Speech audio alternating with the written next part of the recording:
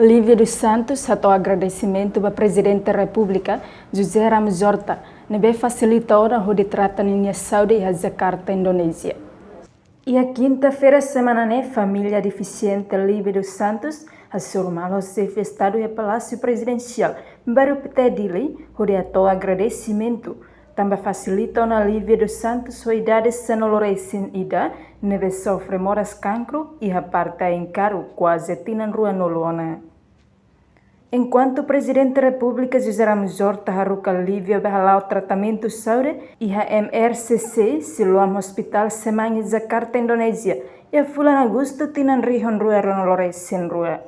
Portanto, Lívia hetang moras quando netama na escola.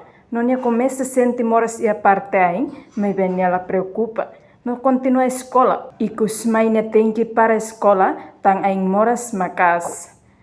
Julião dos Santos Gonçalves, Aman Hussi Lívia dos Santos, agradece teves ao chefe de Estado, José Ramos Horta, que ajudou na Lívia a recuperar.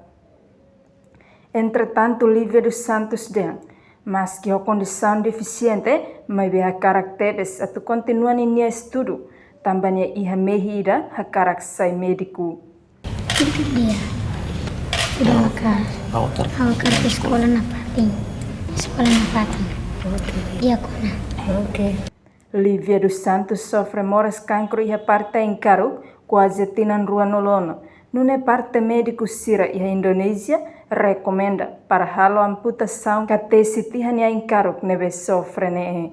Nune Lívia dos Santos o José Júlio Gonçalves Rodelfina dos Santos ne agora da hela e a sucula hata posto administrativo Bazar Tepe município Liquissar.